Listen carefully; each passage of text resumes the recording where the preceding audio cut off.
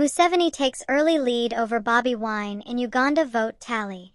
Preliminary results from Uganda's 2026 presidential election point to a strong early lead for longtime incumbent President Yoweri Museveni, with opposition leader Robert Kyagulanyi Ssentamu, widely known as Bobi Wine, trailing far behind according to figures released by the country's electoral authorities.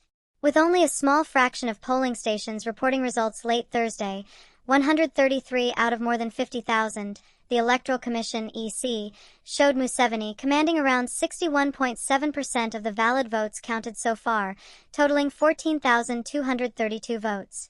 Bobi Wine's tally stood at 7,753 votes, or 33.64%, with the remaining votes shared among several minor candidates. Justice Simon Bayabakama, chair of the EC, emphasized that these figures represent an early snapshot of the national count and vowed further updates as results from across the country are transmitted to the Central Tally Center in Lubowa, Wakiso District. Election Day challenges and context. The voting, held on January 15, 2026, was conducted under heightened security and amid reports of logistical issues. Technical glitches, including widespread failures of biometric voter identification machines, forced election officials to switch to manual voting in many areas.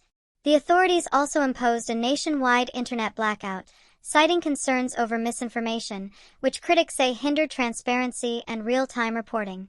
Although electoral officials described these early tallies as coming from a largely peaceful voting day, the opposition has raised concerns about the process.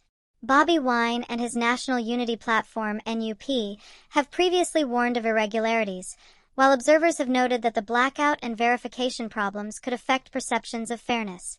Why this matters?